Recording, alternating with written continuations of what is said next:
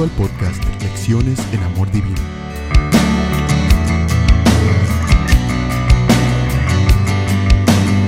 Gracias por descargar este episodio. I'd like to thank you for the faith and strength to win the day. Your words bring light, your power never dies and takes my fears away. Visita leccionesenamordivino.com. Estar en el piso de observación de la Torre Latinoamericana en un día claro y ver la gran Ciudad de México es una de las experiencias más hermosas de mi vida. Para quienes no saben qué es la Torre Latinoamericana, es el primer rascacielos construido en la Ciudad de México, y por muchos años era el edificio más alto de la ciudad. En los 4 lados del mirador, piso de observación, hay una malla de protección alta y muy difícil de escalar. Aunque la malla no siempre estuvo allí, ni fue parte del diseño original, fue colocada por motivos de seguridad, para prevenir accidentes y también intentos de suicidio. Este mismo medio de protección es utilizado en muchos edificios alrededor del mundo para remediar el mismo problema. Entonces, ¿para qué sirve la ley? Fue añadida a causa de las transgresiones, hasta que viniese la simiente, a quien fue hecha la promesa, y fue ordenada por medio de ángeles, en mano de un mediador. Antes que nada, demos un ligero repaso a lo que aprendimos en el comentario anterior. Número 1. La ley de Dios es el fundamento del gobierno de Dios en el universo, no solo en este planeta, sino en todo el universo. Número 2. La ley es el reflejo del carácter divino, y el carácter divino es amor. Número 3. El amor no busca lo suyo, no es egoísta. Número 4. Podemos ver evidencias del carácter divino, es decir, del amor de Dios, en todo lo que Él creó y en todo nuestro alrededor, en el universo. Esto para que nadie tenga excusa. Número 5. Cuando el hombre creyó la mentira de Satanás, se apartó de la ley de Dios, iniciando un camino que lo llevaría indudablemente a apartarse completamente de Dios y por consecuencia a la muerte. Número 6. Jesús vino a este mundo a reparar el vínculo de confianza entre Dios y el hombre. Ahora estamos al lado de Pablo. Él está explicando a los Gálatas cuál es la significancia de la ley. La ley que fue añadida 430 años después de la promesa que Dios hizo a Abraham. Hemos explorado esto en las últimas semanas, así que voy a preguntar: ¿existía la ley de Dios antes que los 10 mandamientos fueran dados a Moisés? ¿Son los 10 mandamientos eternos? Es decir, ¿han existido siempre? Cuando los 10 mandamientos fueron dados al pueblo de Israel, ellos habían vivido por siglos en una cultura diferente. De alguna forma se habían acostumbrado a ver al mundo desde la perspectiva egipcia. Los pueblos que los rodeaban habían desarrollado culturas, tradiciones y costumbres grotescas. Anota esta pregunta. ¿Crees que Dios habría usado a una mujer con el carácter de Jezabel para ser la madre de Jesús? Dios no obliga a ninguna de sus criaturas a obedecer por la fuerza. Si el pueblo de Israel se hubiese contaminado por las costumbres de los pueblos que lo rodeaban, la avenida por la que el Mesías habría de nacer se habría cerrado. El pueblo de Israel necesitaba ser protegido de las costumbres y barbaridades que el mundo antiguo había desarrollado. De la misma forma que una barrera de protección es necesaria en el mirador de un rascacielos, los 10 mandamientos y la ley ritual tomaron el lugar de una malla de protección alrededor del pueblo de Israel. Si el hombre hubiera guardado la ley de Dios tal y como le fue dada a Adán después de su caída, preservada por Noé y observada por Abraham, no habría sido necesario el rito de la circuncisión.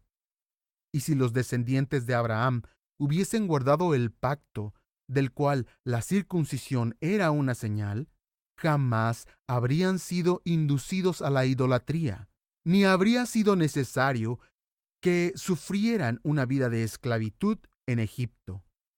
Habrían conservado el concepto de la ley de Dios, y no habría sido necesario proclamarla desde el Sinaí, o grabarlas en tablas de piedra. Y si el pueblo hubiera practicado los principios de los 10 mandamientos, no habría habido necesidad de las instrucciones adicionales que se le dieron a Moisés. Patriarcas y Profetas, página 334.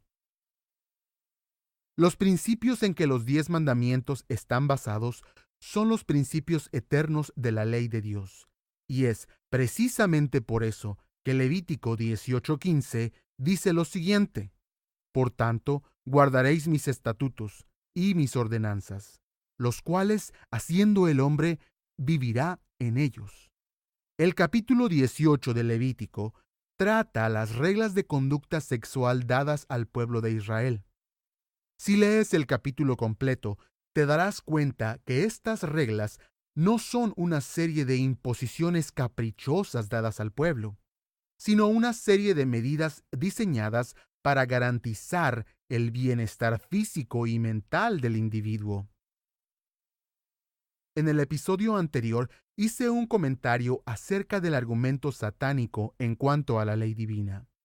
El enemigo de Dios y los hombres ha mantenido desde el principio del gran conflicto que la ley de Dios es arbitraria, que Dios es un ser arbitrario e intransigente, al que hay que obedecer bajo pena de muerte.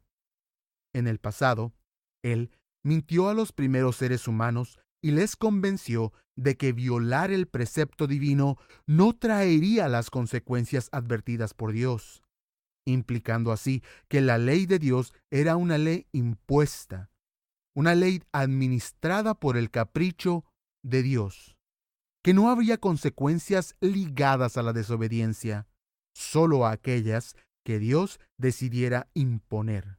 En el caso de los Gálatas, él utilizó una variante del mismo argumento. Él ahora decía que la ley de Dios debía ser obedecida, o de lo contrario, el castigo impuesto por Dios destruiría al hombre. En ambos casos, la imagen y el carácter de Dios son acusadas de ser una mentira, y sus leyes de ser arbitrarias y no derivadas del amor. Hace algunos años, mi esposa tuvo una cirugía que duró varias horas. Desde el momento en el que llegamos al hospital y las enfermeras la guiaron primero al cuarto de preparación y luego a la sala de espera, yo tomé asiento en una sala especial para quienes debían esperar a los doctores, quienes traerían noticias durante y después de la operación.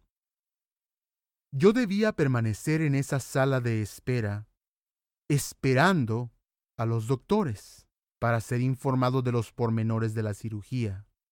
Como mencioné, la cirugía duró varias horas, y diferentes doctores vinieron a la sala para darme noticias cada cierto tiempo. Podría decirse que yo era prisionero en esa sala mientras no había noticias. Sin embargo, para recibir la información deseada, yo debía permanecer en ese lugar, esperando.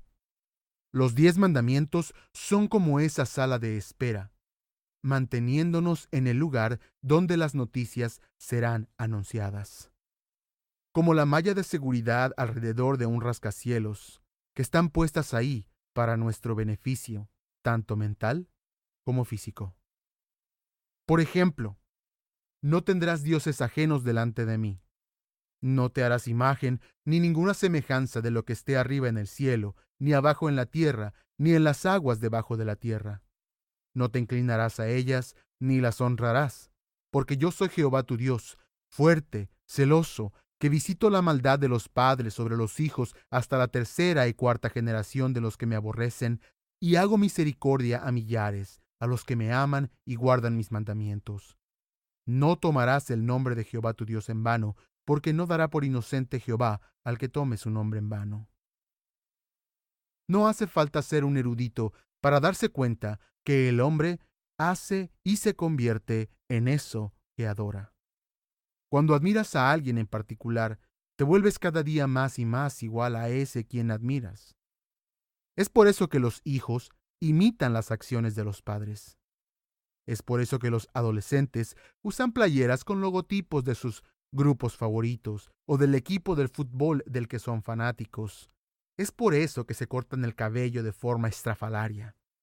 Tú y yo nos convertimos en eso que admiramos. Tú y yo damos adoración a eso que admiramos. ¿Te imaginas qué sería de nosotros si el objeto de nuestra adoración fuese un animal o una figura inanimada? ¿Qué sería de nosotros si en lugar de adorar a un Dios amante, adorásemos a un Dios vengativo y con problemas de cólera? En términos relativos, el descanso semanal es una innovación de nuestra sociedad. La idea de que el descanso es necesario para una mayor y mejor productividad en el área laboral, además de traer grandes beneficios para el individuo, son descubrimientos relativamente nuevos. Sin embargo, en las Escrituras los encontramos desde el principio. Como individuos y como sociedad, tenemos muy mala memoria. Y es muy fácil olvidarse que en el pasado, antes de los movimientos laborales alrededor del mundo, la semana de trabajo era una jornada de 7 días a la semana, muchas veces de 16 horas al día. No es necesario continuar explicando el beneficio de cada uno de los 10 mandamientos, porque es evidente cuando los estudiamos con detenimiento y vemos que cada uno nos revela no un Dios caprichoso y arbitrario, sino un Dios de amor que se preocupa por sus hijos y atiende sus necesidades. Los reglamentos de alimentación mantuvieron al pueblo de Israel en mejor salud que los pueblos que le rodeaban. Hoy en día ha sido demostrado de forma irrefutable que las normas de alimentación dadas al pueblo de Israel prolongan la vida de quien las sigue. Está documentado en la literatura científica, en la literatura popular y en el entretenimiento. Encontramos una y otra vez que el llevar una dieta basada en las recomendaciones bíblicas es la forma más óptima de conservar la salud y extender la vida y la calidad de vida del individuo. Por supuesto, podemos saltar esa cerca de protección a nuestro alrededor, pero las consecuencias de hacer tal cosa son inevitables. Quiero hacerte una pregunta. ¿Es acaso castigo de parte de la ley de gravedad que yo me lastime si me lanzo de cierta altura al suelo? Hay quienes creen que la ley tiene aspectos negativos, que la ley nos castiga. Pero si yo me pongo una bolsa en la cabeza y dejo de respirar, ¿es acaso la muerte una consecuencia lógica o un castigo de la ley de la respiración? Vistos de forma abstracta, los reglamentos, y tengo que decirlo entre comillas, reglamentos divinos, podrían parecer una lista de reglas de comportamiento impuestas por un Dios caprichoso. Pero cuando nos acercamos un poco más, podemos ver el abismo del que nos protegen. Pero el problema del pecado va más allá de la conducta. El problema del pecado es uno de confianza en Dios. Es por eso que el obedecer al pie de la letra los mandamientos divinos no es la solución al problema del pecado. Mientras exista en el hombre duda acerca del carácter divino, no puede haber reconciliación, aun cuando aquel que duda siga al pie de la letra los mandamientos divinos. En el corazón del hombre debe haber una entrega plena y dependencia del Creador. Debemos creer que el principal objetivo del Creador es el de darnos su amor, no sus reglas. Pablo no deja lugar a dudas. La salvación es por la fe, por la restauración de la confianza en Dios, no por seguir una serie de reglas. Un paciente de mi esposa regresó a consulta porque la herida que tenía en su pierna estaba infectada. Necesitaba una dosis de antibióticos. Mi esposa lo examinó, limpió la herida y le recetó una ronda de antibióticos para eliminar la infección. El mismo paciente regresó días después sin haber mejorado en lo absoluto. Mi esposa vio la herida, la limpió y le preguntó al paciente: ¿tomaste el medicamento? Sí, contestó el paciente. Y efectivamente, el paciente había tomado la ronda de medicamento, pero también había viajado a la playa y expuesto su herida a la arena del mar, el agua, el sol, el aire y otros medios de contaminación, además de haber colocado excesivo peso en su pierna. Esa era la razón por la que su herida no había mejorado. No importa cuánta medicina hubiese recibido, mientras expusiera su herida a las condiciones que propician el desarrollo de organismos, la infección estaría presente y además ganaría terreno. El haber recibido la medicina no daba autorización para abusar del cuerpo.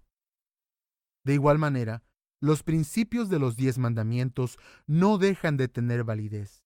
Siguen siendo esa malla de protección alrededor del cristiano. No son la medicina que cura la enfermedad del pecado, sino un medio para diagnosticar nuestra salud espiritual. Pablo ya había enseñado esto a los Gálatas. Es por eso que con mucha frustración les dice: temo por ustedes que tal vez me haya estado esforzando en vano. Para hacer el mensaje más claro, ahora Pablo recurre a una metáfora con la que sus oyentes podrían entender de mejor manera. Las metáforas son un medio frecuentemente utilizado para clarificar un mensaje cuando el oyente no es capaz de entender conceptos profundos y distintos matices, o cuando el concepto que se desea enseñar es muy complicado y lleno de envolturas. La desventaja de usar una metáfora es que en ocasiones, cuando el oyente es realmente inmaduro, no es capaz de entender conceptos complejos y profundos, y confunde las metáforas con la realidad. La metáfora y los argumentos de Pablo han sido mal interpretados por muchos a través de los años, y nos colocan como raza humana, muchas veces, en el lugar en que en ningún momento nos ha correspondido. Quiero ser tan claro como sea posible, así que iré por partes. En primer lugar, Pablo dice: todos ustedes son hijos de Dios mediante la fe en Cristo, porque todos los que han sido bautizados en Cristo se han revestido de Cristo. Ya no hay judío, ni griego, ni esclavo, ni libre, ni hombre, ni mujer, sino que todos ustedes son uno solo en Cristo Jesús. Y ustedes pertenecen a Cristo, son la descendencia de Abraham y herederos según la promesa. Gálatas 3, 26 al 29. Pablo inicia por señalar el lugar que corresponde al cristiano. Si has creído en Jesús, te has revestido de Jesús. Eres hijo de Dios. Por tanto, también eres participante de la promesa hecha a Abraham, de la promesa hecha a Adán y a Eva. En pocas palabras, les dice y les repite de muchas formas a esos oyentes: eres hijo de Dios, grábatelo bien, hijo de Dios. Luego, continúa diciendo: lo que quiero decir es que cuando un hijo es aún inmaduro, menor de edad, cuando es un niño, necesita de alguien que supervise su conducta, que tome las decisiones para las que el niño inmaduro no está preparado. igual que un esclavo no puede tomar decisiones por su propia cuenta.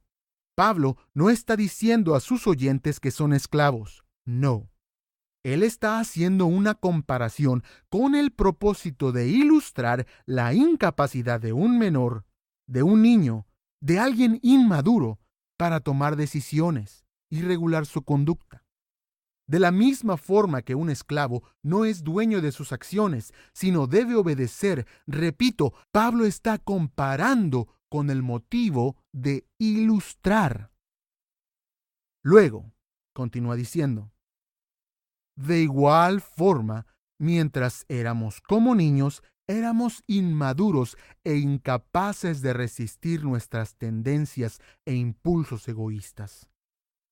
Igual que un esclavo no es capaz de resistir las órdenes de su dueño. Nuevamente, comparando, no nombrando.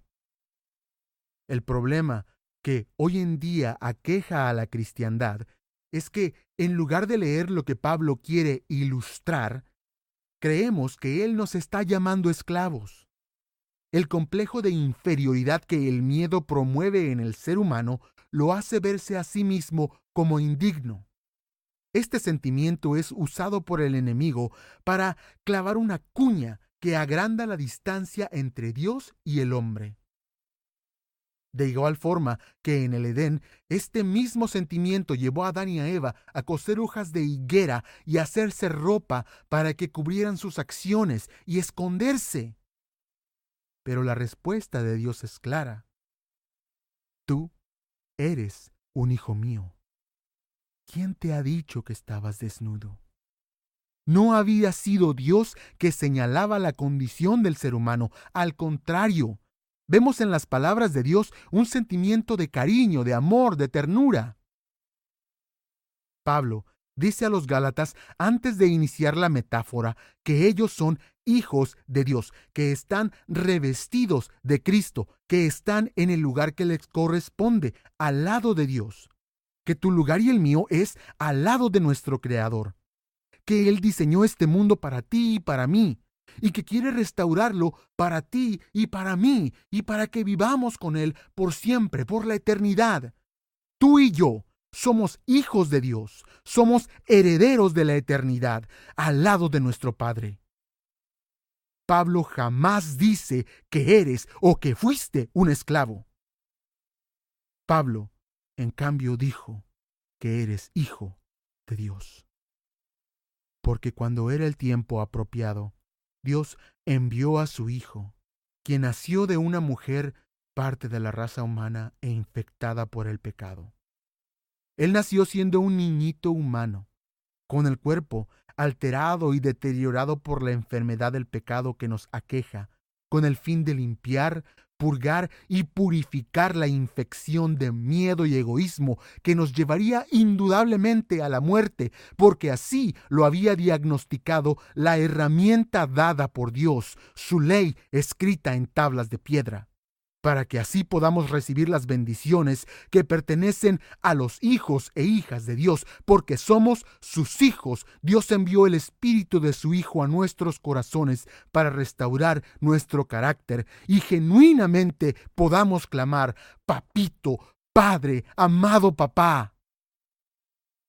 Alégrate, regocíjate, porque ya no eres un niñito que no sabe lo que debe hacer, o que necesita un tutor, un esclavo que lo supervise.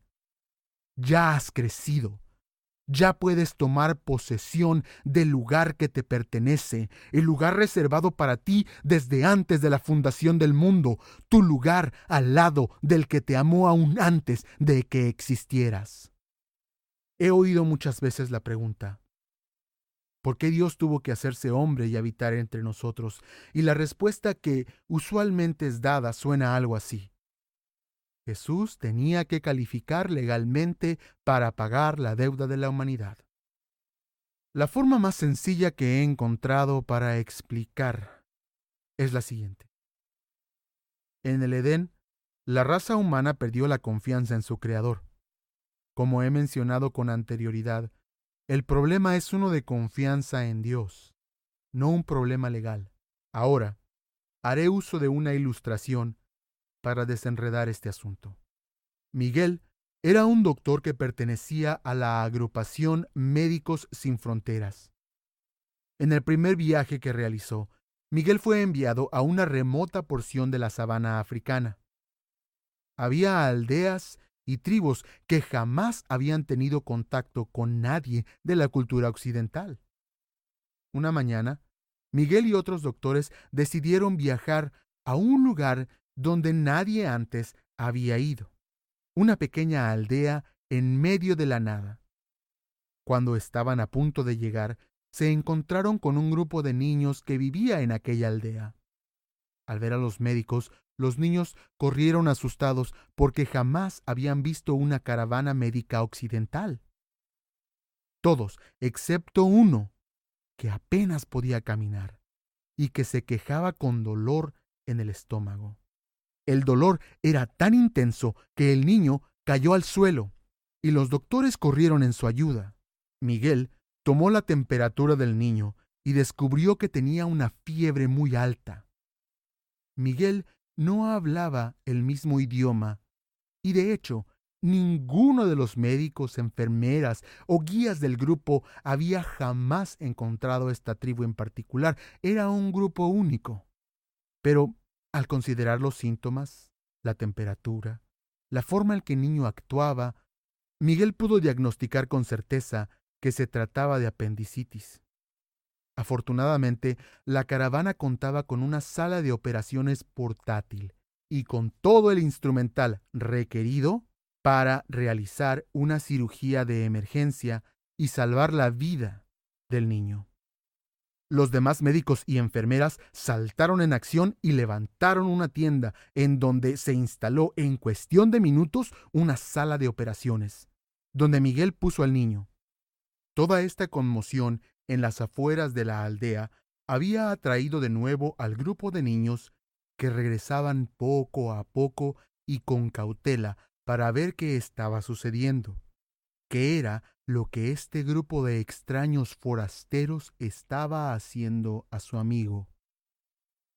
Cuando el más valiente y más curioso de los pequeños aldeanos, llamado Akene, se atrevió a acercarse lo suficiente para ver dentro de la tienda donde los doctores tenían a su amiguito, Akene vio a los hombres con máscaras en la cara y extrañas luces en la cabeza.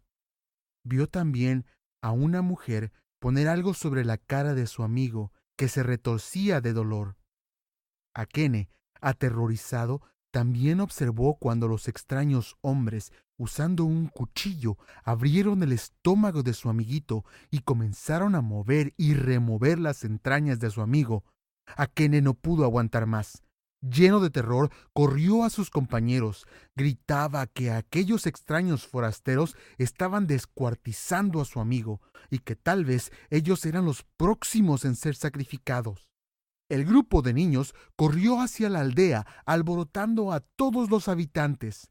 Akene les contó la escena de horror que había presenciado. Nadie en la aldea había visto jamás antes a seres tan extraños.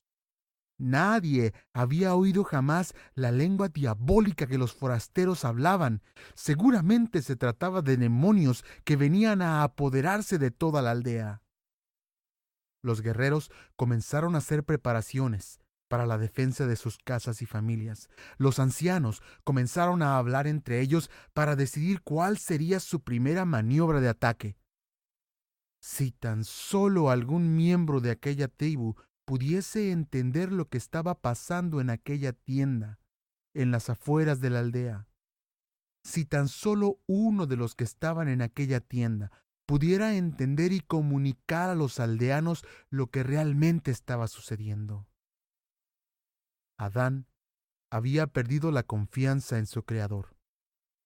La duda acerca de las verdaderas intenciones que Dios tenía para con él era muy grande. Algo se había roto en el corazón de Adán, y él no era capaz de repararlo por sí mismo. Al mismo tiempo, el forzar la voluntad de Dios en los seres humanos va en contra de sus principios divinos. Solo el gobierno satánico recurre al poder compulsorio. A menos que un miembro de la raza humana reestableciera el vínculo de confianza entre Dios y el hombre, la separación se haría cada vez más pronunciada y llegaría el momento para el hombre que, estando tan lejos de la fuente de la vida del universo, la muerte sea inevitable. Y pondré enemistad entre ti y la mujer, entre tu simiente y la simiente suya. Esta te herirá en la cabeza y tú la herirás en el calcañal. Por eso es que Dios tenía que adquirir la naturaleza humana, para poder rescatar a la humanidad entera. El hombre veía a Dios como un posible enemigo. Jesús demostró que Dios es digno de confianza.